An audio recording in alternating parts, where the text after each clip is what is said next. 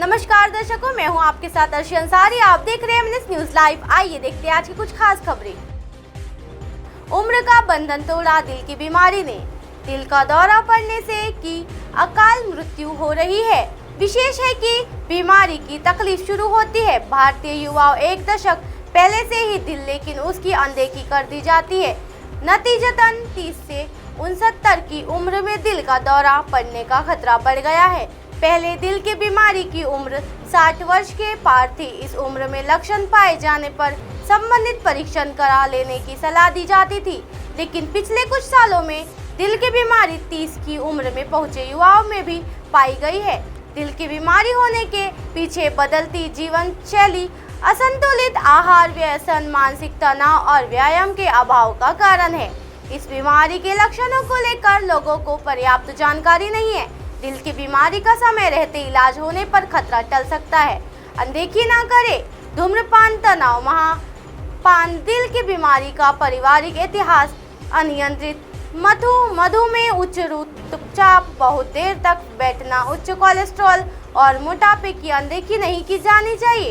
कुछ लोगों में ये जोखिम नहीं होते हुए भी अचानक दिल का दौरा पड़ सकता है। युवाओं के हृदय की लय में बाधा होने अथवा हृदय के स्नायु के सूजन भी अचानक मृत्यु हो निकलती है।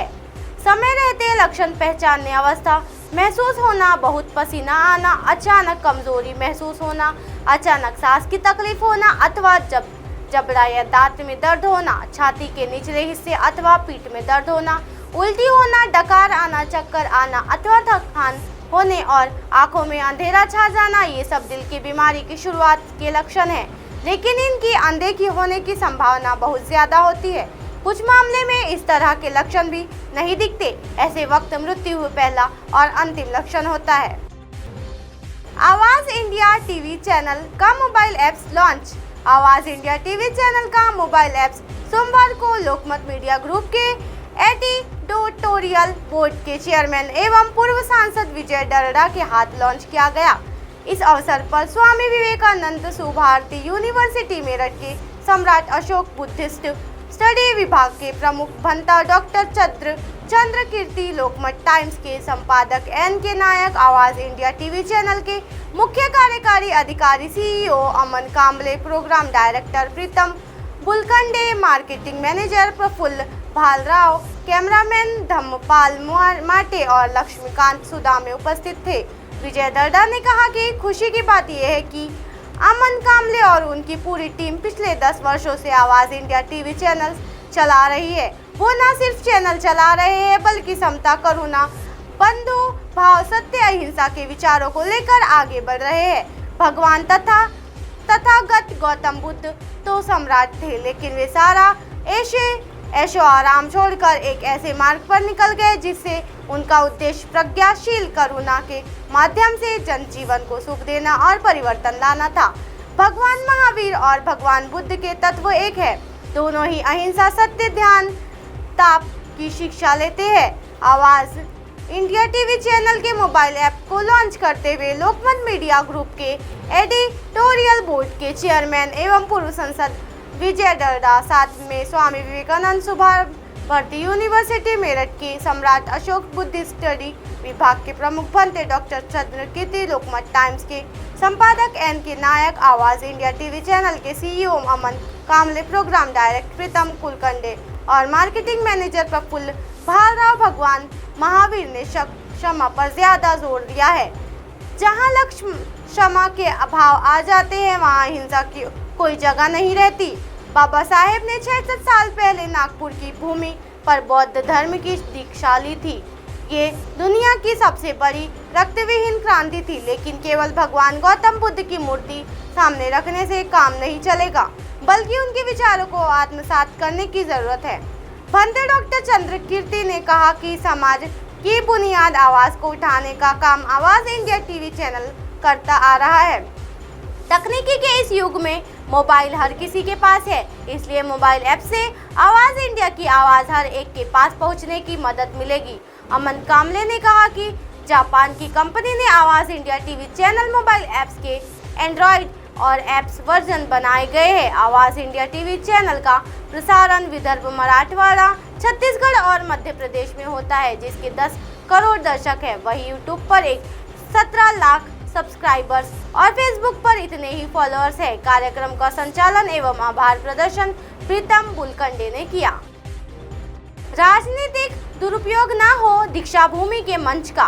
भारतीय बौद्ध महासभा का मत कार्याध्यक्ष भीमराव अंबेडकर ने जताई नाराजगी।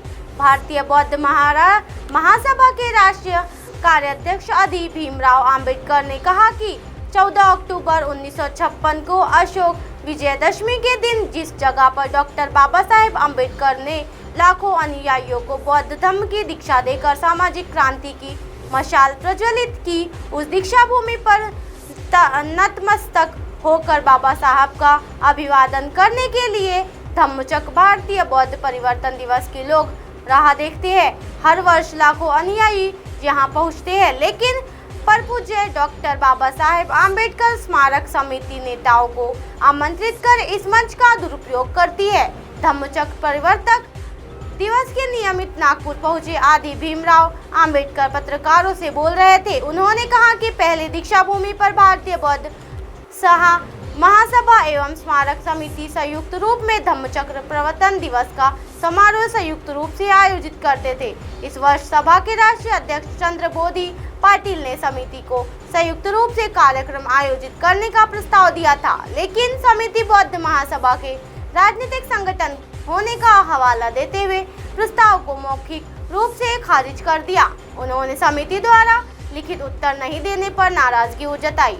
पत्र परिषद में अध्यक्ष चंद्रबोधि पाटिल, महासचिव शंकर डोंगरे, उपाध्यक्ष SK भंडारे आदि भीमराव कांबले, प्रवीण निखारे, देवेंद्र मेश्राम, भीमराव फूले मौजूद थे। सामाजिक न्याय भवन के प्रांगण में कार्यक्रम महासभा द्वारा 5 अक्टूबर को दीक्षा भूमि के पास स्थित सामाजिक न्याय भवन के प्रांगण में विभिन्न कार्यक्रम आयोजित किए जाएंगे।